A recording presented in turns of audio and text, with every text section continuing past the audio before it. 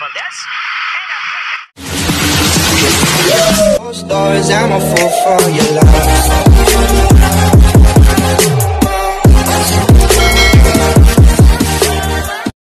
Good day mga ka-sports natin dyan. Pagkatapos ngang matalo ang Petrogas Angels sa set 1, dito naman sa set 2 ay bumawi naman ang Petrogas Angels, kung saan mukhang nagulat naman ngayon ang Creamline Cool Smashers sapagkat sila naman ngayon ang natatambakan nga ng Petrogas Angels. Kitang-kita natin na talagang nabuhayan na ngayon ng loob si Remy Palma at ang kanyang buong team ay halos nagkakaroon na nga ng score. Samantalang dito naman sa Creamline mukhang natatameme na nga sila.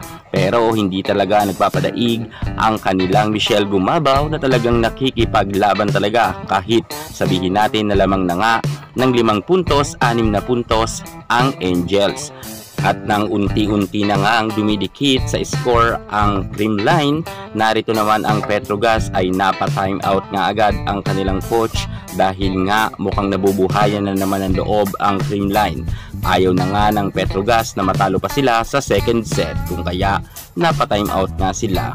Grabe mga ka-sports natin dyan, basang-basa talaga ng Petrogas Angels. Ang galawan nga ngayon ng Creamline Cool Smashers, kung saan problemado naman ngayon dito si Coach Sherwin Meneses. Mukhang nagkabaliktaran na, kanina ngang first set ay natambakan nga nila ang Petrogas Angels. Pero ngayon second set naman ay ang Creamline naman ang natambakan nga ng Angels. Subalit nga ang talaga nakikipagpukpukan ngayon, walang iba kundi si Michelle Gumabaw.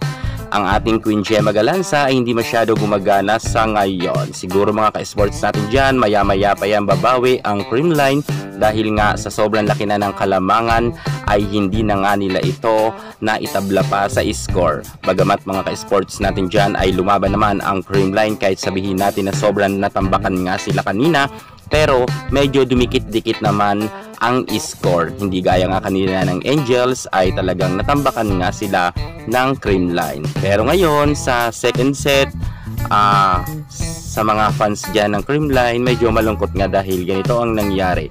Ang daming error nga kanina ng Creamline Cool Smashers, kung kaya nagtapos ang laban sa 18 at 25. Pumabor nga to sa Petrogas. Abangan natin ang kanilang laban sa third set.